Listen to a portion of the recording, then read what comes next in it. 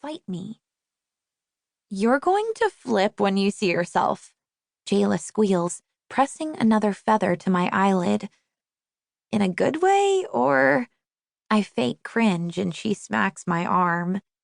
"Yes, in a good way. Now sit still." Not that I really doubted it. Jayla is to makeup and fashion what I am to music. Top tier. The best of the best. No apologies. Except nobody would ever say her work lacks passion. She's been planning on going to FIT her entire life, and her new obsession with cosplay has given her an extra excuse to flex her fashion muscles. "And done," Jayla says, and I open my eyes. I blink twice. I look amazing. My dark brown hair is piled high on my head in an elaborate updo with long feathers streaming out in different directions. She's blended shimmery teal and green eyeshadows together around my eyes and added little dots of eyeliner to accentuate the corners. And then there are the feathers. The feathers! Tiny little teal things curled to perfection adorn each eyelid, transforming me into something more akin to a magical forest creature than a cellist. I've disappeared completely into Mora, the badass peacock-inspired leader from my stepmom's famous Fighting Flock comic series. Jayla turns back to putting the finishing touches on her own makeup in the mirror, gently dabbing bright white spots onto her dark brown skin. "Go get your dress on. I'm almost done." "Yes, ma'am," I say, hopping off the counter. I grab my emerald green dress off the hook and disappear into the bedroom to get changed. I bought this dress for a school dance a few months ago.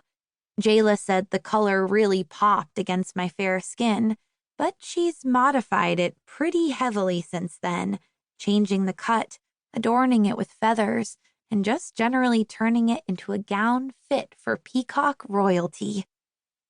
I glance at the time and groan. Prom started 15 minutes ago. "We're supposed to be fashionably late," Jayla calls back through the bathroom door. "If you don't hurry, we're going to be the unfashionable kind," I mutter, zipping up my dress. I'm still struggling to tie the crisscrossing green and purple ribbons up my arms when Jayla finally steps out of the bathroom. "Here, let me," she says, coming over, and I do a double take.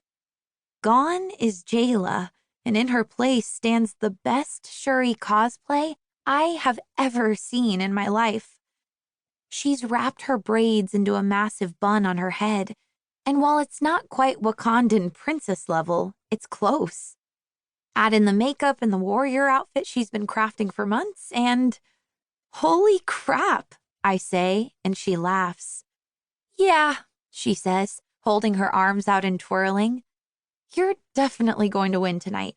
You know that, right?" She shrugs. "I better after what happened earlier." Meaning when her Harley Quinn cosplay came in second place, which she rates as a major underperformance, even though there were nearly 150 people competing, and there was no way she was beating someone in a life-size replica of Hulkbuster armor. "Stop, you did awesome," I say, but she shakes her head. Jayla's always intense with this stuff, partially because she's super competitive. See, also, only being a junior and already the co-captain of her club's soccer team. And partially because people will find any excuse to tear down a black girl that dares to also cosplay white characters. Jayla can't just be good. She has to be great. And even when she's great, she still gets crap for it. It's gross and annoying, and one of the things I hate most about the comics community. "Ready?" she asks, cinching the last ribbon. "Yeah, I just have to strap myself into these death traps," I say, sliding my foot into a shiny green stiletto. I thought Jayla was kidding when she showed up to my house with them. Spoiler alert, she was not.